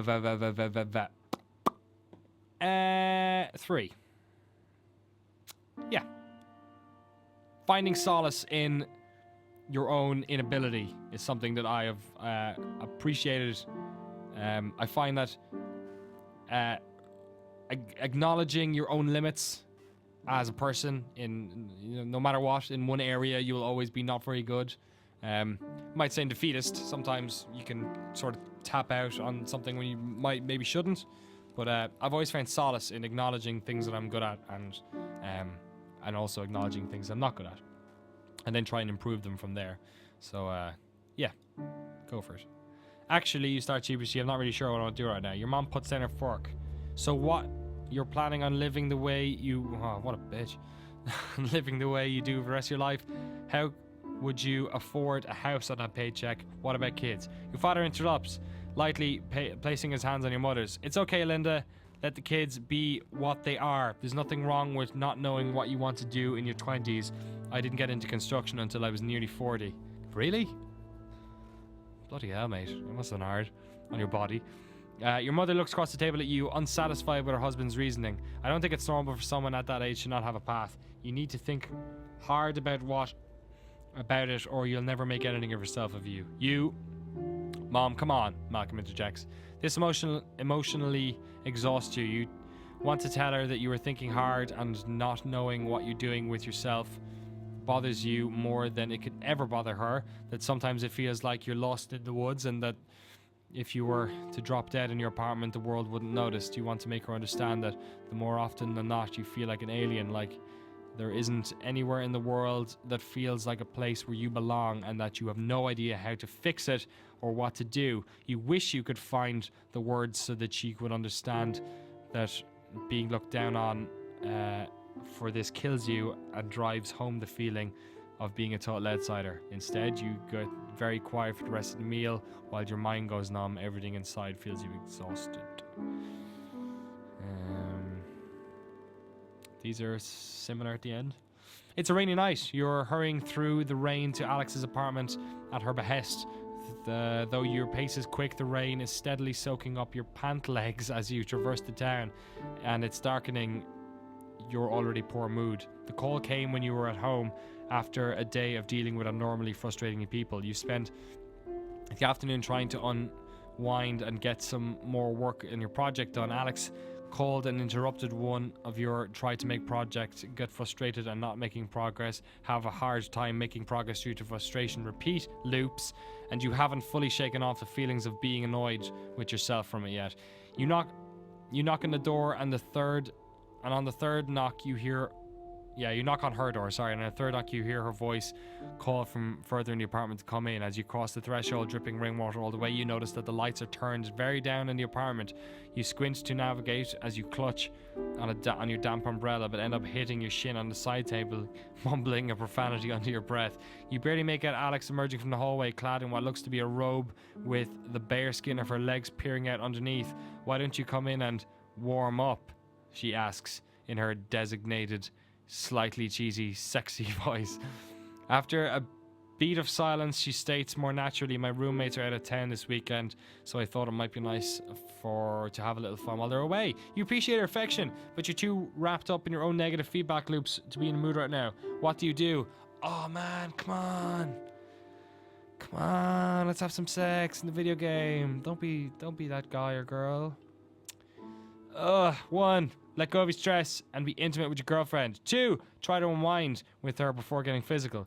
3. Suggest you do something else instead. 4. Tell her you're not in the mood. 3 and 4 are off the table. Even if you're not in the mood, when your lady friend or your significant other puts in the effort, you are in the mood. The fallout of not being in the mood is never enough than the having bored sex. That's fine. It's like playing boring video games, and you do that all the time. Try to unwind with her before getting physical. Yes. You look at her standing, barely lit, and notice that there's a few candles scattered around the apartment. It occurs to you that she has tried to make this night special for you, even though you have a tight knot of antisocial frustration in your stomach. Seeing how much she cares about you makes you want to try and melt it away so that you can show her how much you care that she's gone through all this trouble. However, you desperately need to shift first gear before that's even possible. "You look amazing. Let's have a drink together," you suggest, hoping that this will give you the push you need to get in the mood. You go into the kitchen and pour the two of you drinks, trying to focus on letting go of your bad mood. You sit down on the couch next to her, and she cuddles you instantly. "What should we toast to?" she asks as she takes her drink. You think for a moment, passing up on the cheesy "to us" option to say what's on your mind, letting go of your bad day. "To tonight." The two of you cheer, and you ask about her day. Conversation turns flirtatious, and the two of you find yourselves in the bedroom shortly after. You find that you're having trouble letting go of things physically with her, and remember that diminished arousal was a possible side effect of your medication. Oh yeah, that's true. You'd hope that you were part of the population that wouldn't be affected by it, but it seems as though this was not the case. Oh no! However, you're still able to enjoy the close-up with Alex, and you fall asleep together happy. You're in depression, interaction exhausting, still becoming withdrawn, still seeing a therapist, not sure. Alright, that's not so bad. Worst case scenario. Could have been way worse. Had some sexiness. If it was a dude, maybe a problem in the crotch area, but it was alright. Alex seemed okay by it. And more importantly, you felt better about it, about putting in the effort and trying to not make her feel bad. That's one of the bad things about depression, is you being depressed and then feeling like you're making other people depressed makes you feel more depressed. Even if you're not even making them more depressed. It's one of the things in depression I always found is that you will find reasons to feel more depressed. There are every flip side to every coin, and oftentimes you will always land on the side that makes you feel worse. Oftentimes both sides of the coin make you feel bad. So I feel like we're doing all right here. I'm not really sure if the point of this game, I don't think, is to win at it, but is to get better. But that's I think the point of it is probably just to experience it. Being somebody who had a lot of problems in this area, I'm automatically trying to make it better. So don't forget, if you're just joining us, you can play this yourself on depressionquest.com. Also give them money. Alright, it's an early winter evening, and even though it's not particularly late, the time of year has lent the sky an almost premature darkness cast. Day after day, like today, you trudge home from work. Day after day, just like today, you trudge home from a job you have increasingly come to hate. On this day, your job misery seems to have reached critical mass, and not even shedding your rain-laden and uncomfortable work clothes helps you to unwind from your workday. I just have a problem, like I mentioned earlier, when in wintertime, when the evenings became come in early. I know a lot of people have seasonal affect disorder. Is that seasonal awareness disorder? I don't know. SAD. I definitely still have that. I've switched to American times recently, which means I wake up when it's like gorgeously bright, so I feel really perky in the morning. But because I work until about 10 p.m. GMT, it's still nighttime when I go outside. But it is anyway at 6 o'clock, so it doesn't really make much of a difference. But yeah, that's still something that I'm very aware of in myself. Anyway, you collapsed onto your couch, blank and numb. While your job has always seemed to be an unpleasant reality of existence, it was a position you sort of fell into unexpectedly, never intending to work there long term, and it's getting harder and harder to keep it up. I like how the game doesn't explicitly talk about your project or your job in any real way. It sort of lets you fill in the blanks yourself and become the character. While it's certainly not your dream job, you've always just sort of stuck it out of necessity before, but it's become increasingly difficult to do that. Though you couldn't even begin to imagine what else you could do, you find yourself face to face with a question you just can't ignore. Is your complacency worth the price of the level of misery? What do you do? Good point. Is having the job making you feel worse? I hadn't actually considered that before. I'd always assumed that not having a job would be a lazy thing. 1. Get proactive. Polish off your resume and start looking for jobs and send feelers out. To send feelers out to. 2. Try at least be productive by focusing your job efforts on your project tonight. 3. Aimlessly look through classifieds for another job. 4. Turn on TV, let your mind go blank. Alright, 2 and 3, I'm thinking 2. I was always a project guy. During college, during university, I used to hate my university college, then my university stuff, so that's when I started my gaming website. I used to work a lot in radio and do theatre stuff, and that's what kept me happy.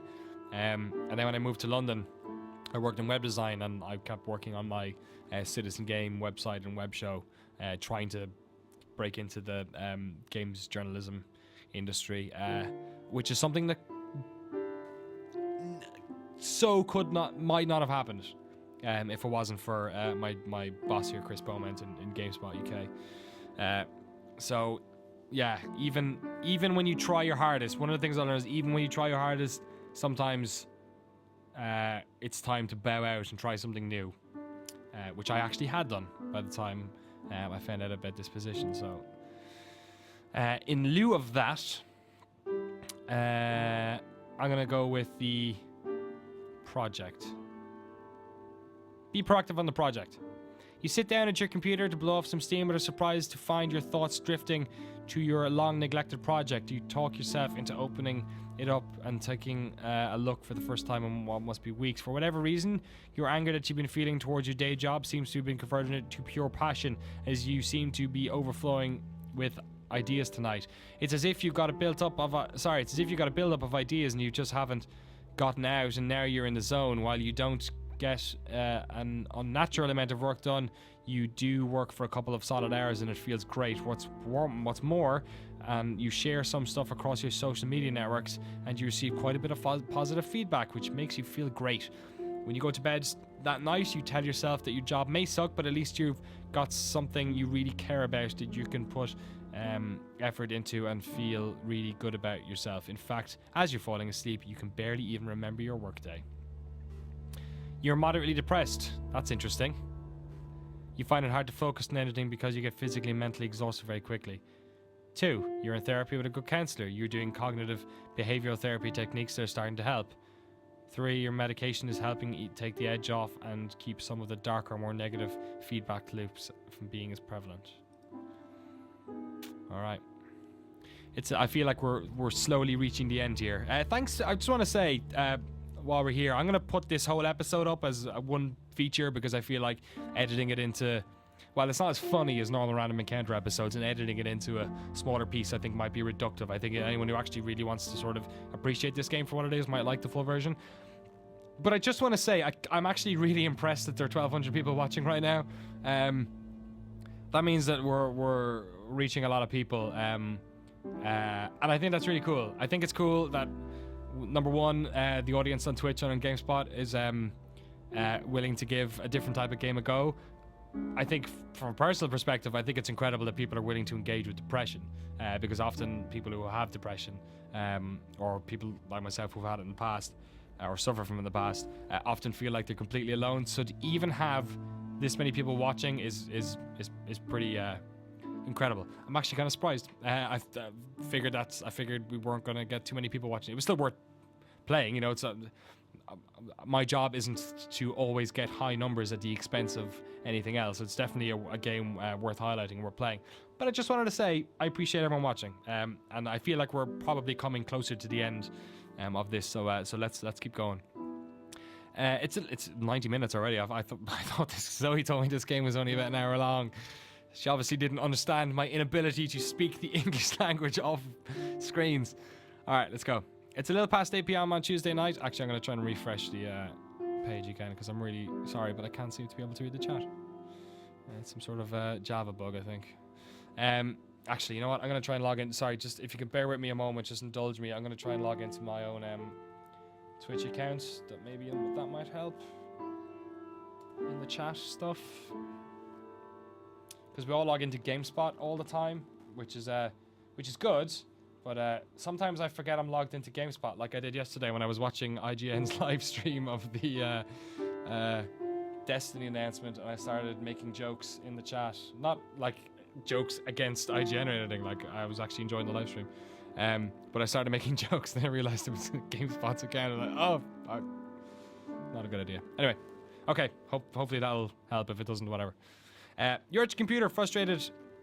Frustration levels peak, rubbing your eyes and sighing heavily. You're working on a project from your job that is stretched to wit's end, trying to meet looming deadlines, and it lurks closer and closer. And as it looks closer and closer, you're seriously doubting your ability to get it done. You're dragging your feet and doing feet at a little at work due to your complete lack of energy lately. In spite of wanting to do a good job, you find yourself unable to push past it and feel horribly useless for it. You slide your hands off your face and look at your screen as it beeps out. Oh, it's Attic. Hey there, I really need to talk to someone about something. You feel like you're getting nowhere with your current task and could probably use a break. However, you know that you have a history of getting distracted and losing motivation to pick something up afterwards. What do you do? Tell Attic you're busy. Multitask. Tell Attic you're busy. Try to regain your focus. Don't answer. Answer Attic. Answer Attic. He helped you out when you were in a time of need. Regardless of whatever situation, you owe that. You're feeling like you've hit a brick wall with your task. Why not break up and help out a friend? Hey, what's up? Oh, good, you're there. I just found out I got cheated on. I don't know what to do. You. Oh no, that's horrible. The two of you talk for a long time and you lend a shoulder to your friend. You give him space to rant, to cry, and most importantly, to be able to voice his inner turmoil. You give him your full attention and talk him through what his options are for what he should do next. You keep him from doing something rash, and the two of you decide it's best for him to sleep on it before doing anything.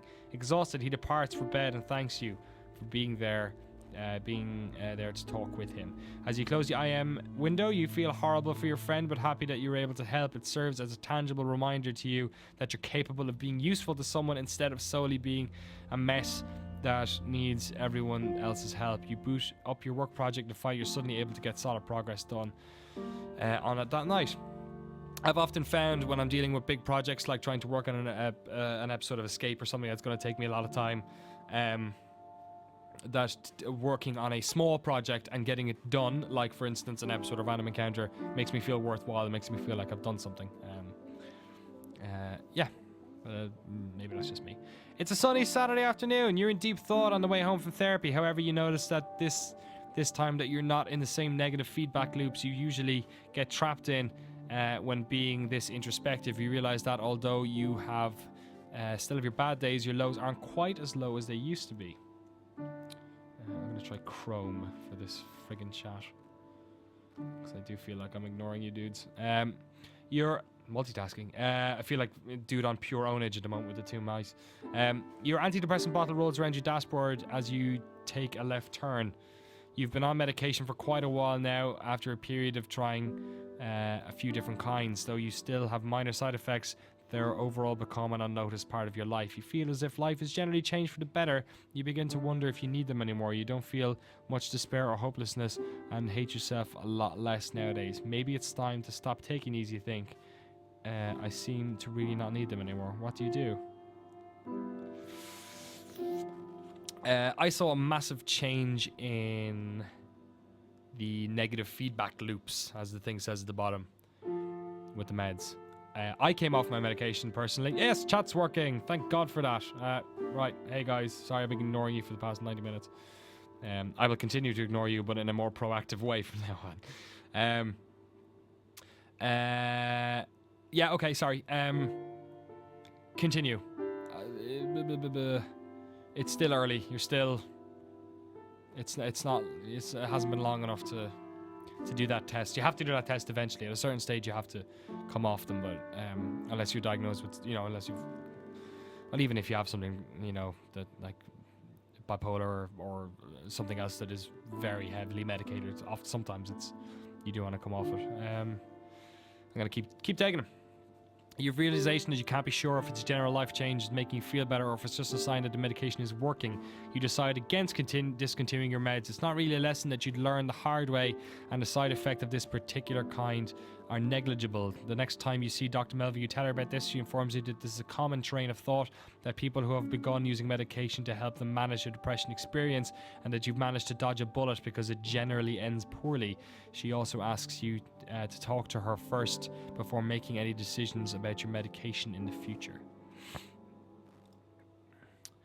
It's yet another sleepless Thursday night. You're at Alex's apartment, wide awake in bed, and she's sleeping peacefully beside you as she fell asleep hours ago, and you've been laying there unable to shut your brain up long enough to fall asleep. You've added the feelings of insecurity about your relationships to the rest of your noise in your head to keep you up tonight. It was kind of tense night between the two of you. You arrived after a stressful day at work, and as you made dinner together, you barely said a word. You were stuck in your own head and had a hard time being present with her as your thoughts turned to all the ways you feel like you're deficient at being a good person and beating yourself up mentally for each one. She told you she could tell you were in one of your moods, and that she said, I haven't come out to Alex about this actually, I've just realized, and said that she wouldn't push you but missed talking to you as the two of you sat on a couch together. She wanted to tell her how much you love her, but you couldn't make the words come out right and ended up sounding defensive instead.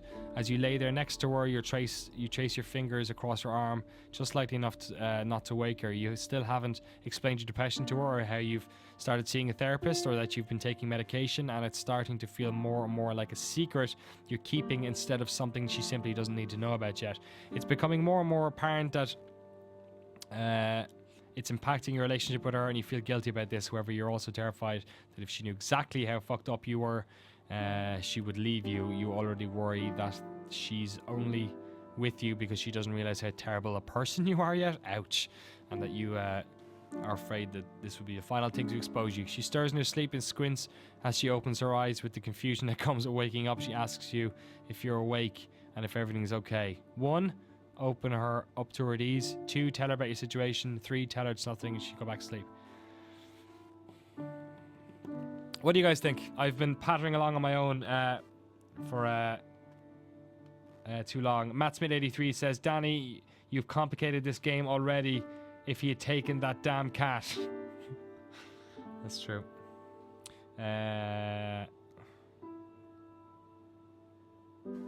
Always open up. Limac says, tell her, just tell her. Awesome. Tell her.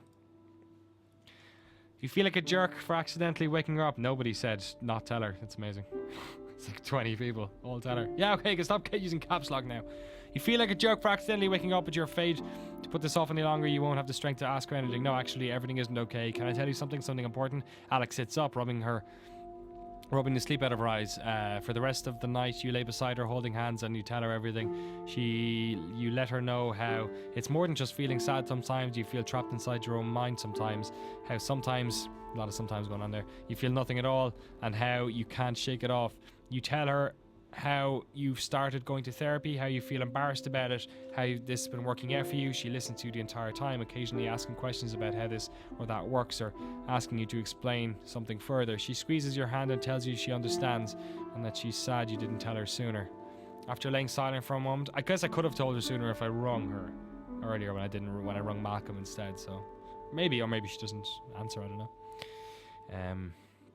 This game is worth multiple playthroughs, I would say. After laying, or maybe I'm enjoying this personal experience without seeing the mechanics myself. After laying silent for a moment, the weight of what you did just hits you. You desperately want her to say something, to tell her how she's feeling about all this, but you're too afraid of what the answer would be, of what the answer would be to ask. You start convincing yourself that now that she knows everything, she's going to leave. There's no way she could deal with how you really are. So how can I help? What do you need me to do? She asks. You think for a second, and the answer you come up with fills you with despair. I honestly don't know. I wish I knew how to fix this, but I don't know that you can do anything. I think it's something I just have to live with. She looks at you with sad eyes before kissing you in the forehead. Then I'll live it with you. You don't know. I don't know how you could possibly love me. She rolls over and wraps her arms around your neck, settling her head atop of yours. You don't need to. You just know that I do. You're definitely still depressed, but things feel are getting better. Whatever you're doing seems to be working. You really feel like you're taking steps to affect positive change in your life. You now seem to enjoy seeing your therapist. Yeah, I actually did as well. I was giving you a chance to talk about the CBT techniques she shares with you. You find your sessions extremely helpful. You have been taking your medication regularly. And while you were skeptical at first, it's hard to argue with the fact you're feeling better and you have a lot of time. I got a little lump in my throat there at the end of that bit. It's Friday night and you're laying across bed feeling pathetic. Oh man, just keeps on coming, doesn't it? It's like ding ding, next round.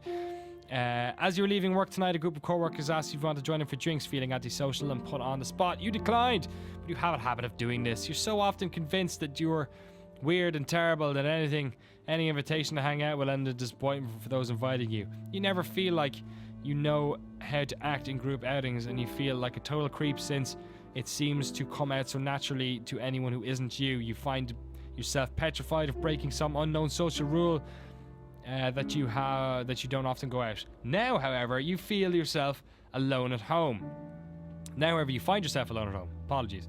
Your brain has begun telling you how pathetic and sad you are for being unable to just be a normal person and go out with nice people. You can't figure out why you just can't go out and meet people and enjoy yourself. At the same time, you're also feeling like no one would possibly want to hang out if they really knew you because you're dull and weird anyway. You try your typical strategy and boot up Netflix to distract yourself from feeling, but frustration with you builds and you realize that you have to do something else with your night.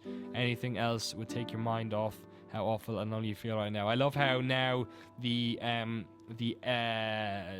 emphasis, the change, the like desire to change is happening in the paragraphs themselves and not me forcing the issue in the text. So clearly my character is feeling a hell of a lot better.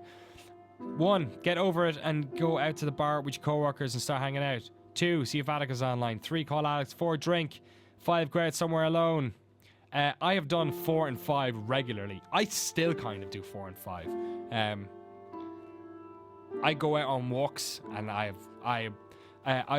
for Lent, recently I have decided to stop drinking alone.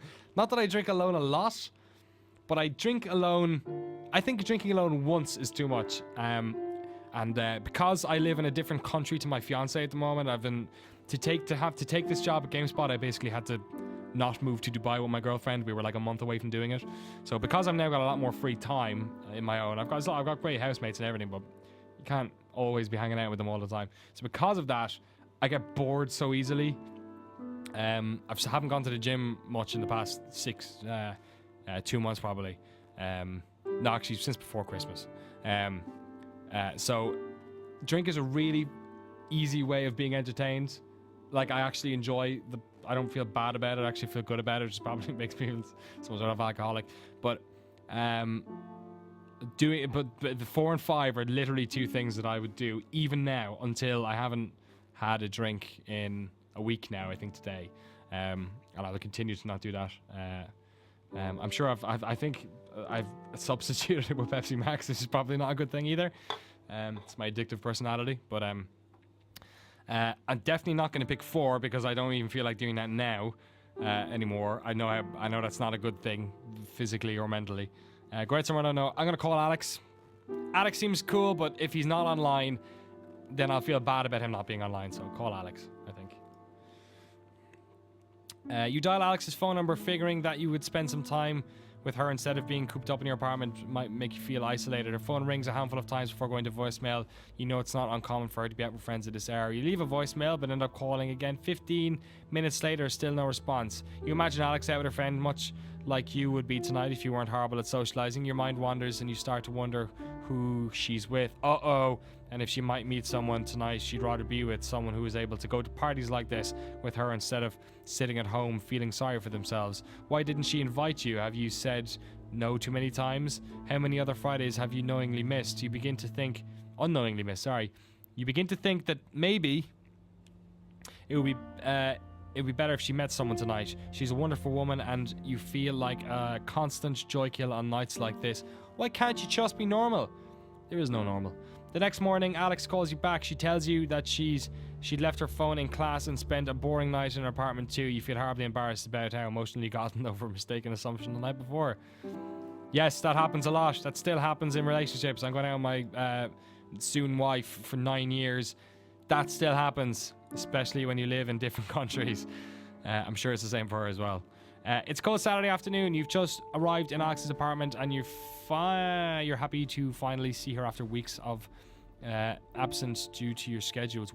After a week of absent due to your schedules not lining up due to work and school. You hug her in the doorway, but she breaks away sooner than normal and sits down on the couch as you take off your sneakers and lay them by the usual place right next to hers. There's something I was hoping we could talk about actually, she says. You instantly worry that you're being blindsided for a breakup conversation due to the sudden shift in tone, but she quickly smiles and puts you at ease when she sees the colour leave your face. It's nothing bad, I promise.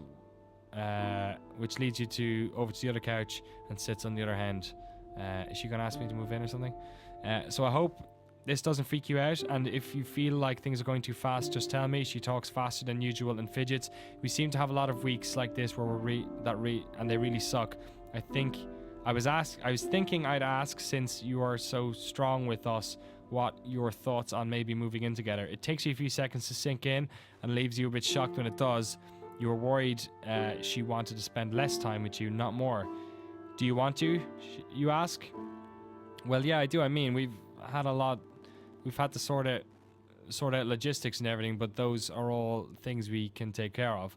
You start to walk through the steps of imagining the two of you living together. You love the thought of being able to wake up next to her every day and seeing her so often. However, the more you picture it, the more a few concerns become apparent. She doesn't own a cat. She owns a cat. I fucking hate cats. I don't have to choose. I don't talk to that coworker because of that cat problem. Maybe she took the cat. I hope not. There are things she is insulated from, like the days you don't feel you can get out of bed, the nights your medication keeps you from being able to sleep, all those moments you're stuck staring at the wall, completely out of energy and feeling nothing. How could she handle that? How quickly would she want to get away? So she starts, what do you think? Right. This is a tough one because it's not a good idea. It doesn't seem like the character's doing this, but it's not a good idea to try and put all your bet everything on one person, to try and invest in a person to the point where you think that they are the only reason that'll make you happy. I've seen a lot of people do that with depression, where they say, oh, if I break up with my girlfriend, that's it. It'll be all over. It'll be awful. And it probably will be awful, but it'll be fine. It'll pass. It doesn't feel like my character's doing that. Number 2, people in the chat are saying, number 1 is take your relationship to the next step with ease. Move in together. 2, tell her you want to move in but have concerns, or discuss them honestly. 3, tell her you don't think it's a good idea for you right now. 3, decide to move in regardless of your worries. 2. Those are both 2 and that's 3. I can only imagine that's just a little error or whatever. Or maybe they are the same in terms of the how it works, the game. I don't know. Yeah, honestly. You're really worried that if Alex were to live with you, she wouldn't be able to deal with your days of being unable to get out of bed, or nights where you have nothing to do but stare at the wall and panic. Maybe you only do those things because you're on your own. I don't know.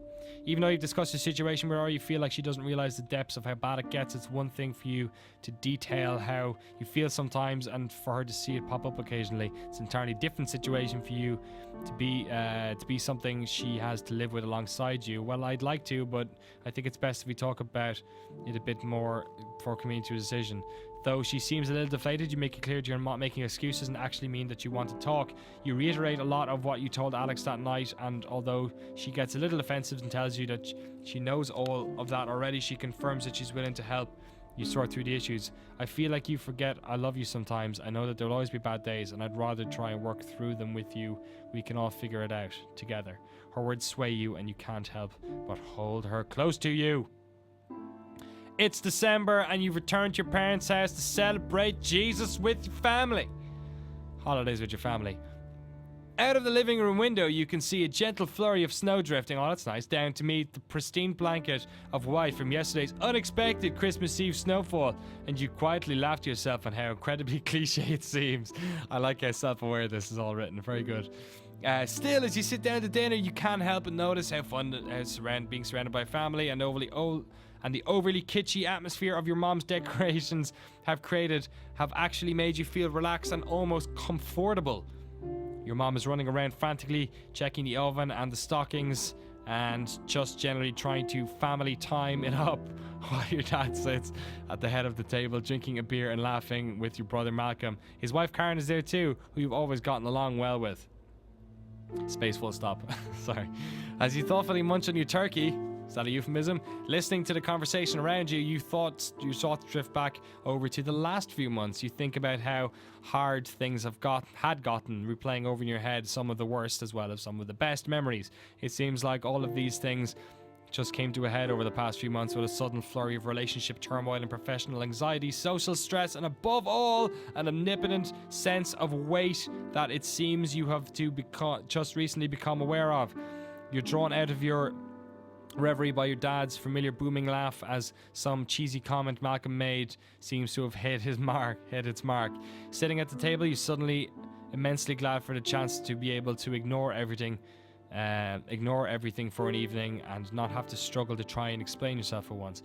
Fortunately, everyone seems to be content with laughing at each other's jokes and discussing favorite sports teams, and for a while you think you'll just get through dinner without an embarrassing personal intrusion. But no sooner did the thought cross your mind than the table conversation trickles off, leaving a slightly awkward silence to descend upon the dinner. So how are things these days? Your mom asks pointedly. Oh, not you again. It's just a simple question, and one that you seem to had the answer to countless times. Sorry, it's just a simple question, and one that you seem to have had to answer countless times recently. You take moments to collect yourself. Sorry, you take a moment to collect your thoughts, then looking up, take a deep breath. Well, JavaScript void 0. You never really thought yourself as a fighter, and even though they say, even now it sounds hokey, but looking back at the past few months to where you are now, it really doesn't feel like you've endured an immense struggle, and you look at where you are now with a sense of something that isn't quite pride. You still hate your job and find it unpleasant, but you're surprised to find that going into work every day is no longer a monumental challenge. Apologies about my reading. You've started adopting some clever techniques like taking short 2-minute breaks every hour to break up the monotony, and you now view your job as just 8 short hours of your day. A compartmentalization technique Dr. Melville told you about that you found actually works quite well. You know this job isn't what you want to do for the rest of your life, and you've started actively looking for other positions, even attending a couple of preliminary interviews. You've started making effort to go out with your friends more. While the social scene tends to make you feel uncomfortable sometimes, you're more than able to let yourself just enjoy the company of your friends. In fact, your relationship with many of them has increased over the past little while. You still definitely have days where you flake out or don't feel up to hanging out, but for the most part your friends are understanding and appreciate your communication. By far the biggest change you've noticed in your life has been your relationship with Alex. You were terrified of talking with her about everything at first, but looking back you feel like it's only strengthened your relationship. She was always supportive of your emotion, but lately the two of you have been even more in sync, and it's really starting to feel like you're building a life together. It even feels like the two of you have been making more concerted effort to sync up your schedules and been spending more and more of your downtime with each other. Pretty soon you think moving in together may be a very real possibility. Dr. Melville has commented on how well you've been doing and whether as a result of the therapy, the medication, or both, you can't help but agree. But with all that seems to have improved recently, it's sometimes difficult for you to think about the fact that you have bad days, sometimes even really bad days. They serve as a stark reminder at the fact that this will be something you likely have to deal with the rest of your life. Depression is a battle, and though you're certainly ahead of the fight, you know that the battle isn't ever going to be over. Sometimes even Alex can tell when things are going rough, despite your best efforts to the contrary. While you know your depression can never be cured, you have a very strong support network in your friends and even Malcolm, and armed with a newfound confidence in your friends and family, you accept that though the road may be rocky, it is at least not solitary. You meet your mom's gaze from across the table and muster up a smile. "I'm good, Mom," you tell her. She says nothing, but you can feel her smile from across the room. Whoo!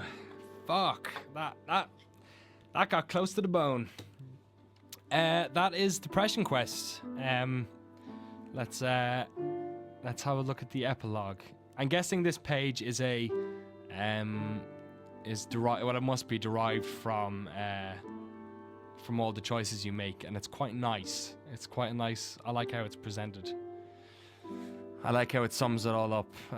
You often do feel that way. Just in life, I think, generally, when it comes to moments like that, something like Christmas that you've experienced throughout your entire life is one of those moments where you can look back and kind of view previous years and how you felt at that time. Certainly is for me, maybe more so because I go home for Christmas. I fly back to Ireland, so I feel that very strongly. But epilogue. We really want to thank you for taking the time to play Depression Quest. We realize it may not be the most enjoyable game you've ever played or even the easiest, and we sincerely appreciate your involvement. If you would like to contribute to developers and to iFred, click here to do so. PayPal, patrick@pixelerdeath.com. If that's giving you trouble.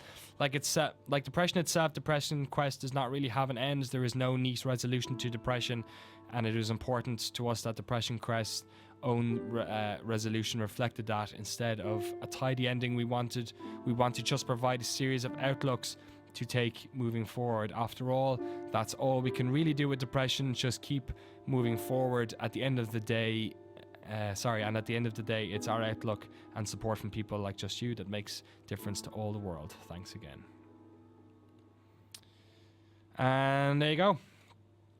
Zoe Quinn, who you should follow on Twitter. Zoe Quinzel on Twitter. I don't know why I started following her months ago. I think it was back when I started doing Secret Code. She released a game on Steam, which is quite like this in terms of how you... I actually forget the name. I feel awful. What was it called? Something a Hate Story.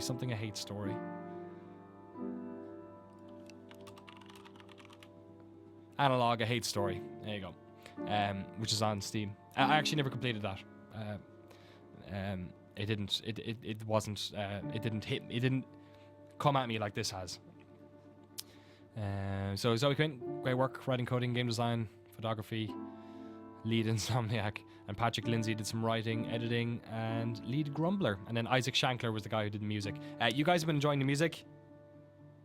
It's probably just as well I haven't been, because I might have pushed me over the edge in terms of my emotions, but I didn't, because I was reading myself, and there's like a quarter-second delay on the headphones, so it would have driven me mad.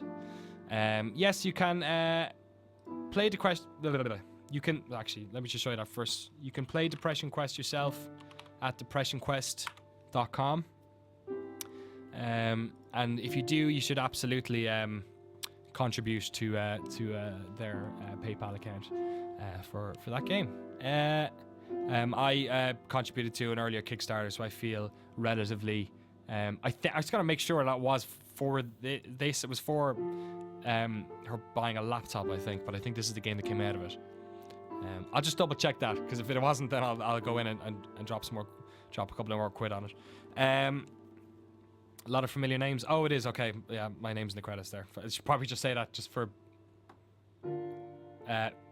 transparency reasons, as I am a games journalist. These are obviously the people who all contributed to that little Kickstarter for it. But yeah, you should check it out. I really enjoyed playing that. Thanks to everyone for joining me on that. Got a little bit shaky there at the end, gotta admit. If you have ever suffered from depression, or know somebody who has, it is a very worthwhile exercise. If you currently suffer from depression, possibly this isn't the best game to play. It's said as much in the start of the game. But if you have suffered from depression, there are a lot of good rules to take from this that I agree with. Talking to people is the most important thing. Owning up to it. Being straight with people about it. And certainly in my experience, going to therapy and accepting a degree of medication can also help. And you shouldn't be scared of that. It becomes easier. But at the same time, it's also an issue that chances are you will always have in the back of your head. And you should always have a memory of it in the back of your head, because then it helps you stay on the right track, I guess. I think we've talked enough about depression. That's 2 hours almost. Obviously, I read very slowly, so thanks very much for sticking with me. 1,291 people on the stream at the moment. That's pretty awesome. I hope you guys have enjoyed it. I sincerely hope that you will go check out Depression Quest at depressionquest.com, or at least throw those guys a couple of coin and tell them GameSpot sent you. Thanks very much for watching. No Dear Dwyery tonight. I've spent 2 hours on this, and I am editing Escape from SU, but PlayStation 3, which is out tomorrow. I still have to shoot that, and I still have to finish the cut as well. So it's going to take me all night. But yeah, if you and actually, you know what? My Twitter name has been up on that screen the whole time. If you currently suffer from depression, or have done in the past, and feel like you can't open up to anyone you do know, by all means, I don't know why you want to come to me about it. You come to anyone, come to a stranger about it. But if you do want to reach out, by all means, send me a message as well. And also just talk to people who are in the chat, because god damn, the people in the chat are reciprocating and saying they enjoyed it, and not admitting, but talking about how they've had depression as well. So you will always be surprised at the people who actually understand where you're coming from. And the older you get, the easier it becomes talking about it, especially if it's in the past tense like it is for me. And then the easier it is to find people in work, here in GameSpot, in my life, in playing sports with people, in my family life, everywhere. You'll find people who have struggled with issues of depression or mental health issues, stuff like that. They're everywhere. Everyone's fucking crazy. We're all mental in our own way. Nobody's normal, and we should all talk about this nonsense. All right, I'm gonna call it an evening. Thank you very much, everyone.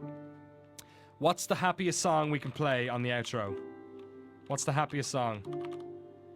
Happy song. Type happy song into Google.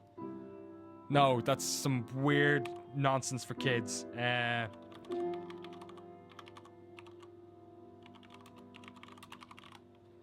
Maybe this'll do it. Sorry, Depression Quest music. Some Cool in the Gang. That'll do it. Once the stupid YouTube ads. God, I hate you. You're gonna make me feel depressed. Alright, it's been fun, guys. Thanks very much for hanging out with me today. I'll be in the chat answering questions. It's time to celebrate.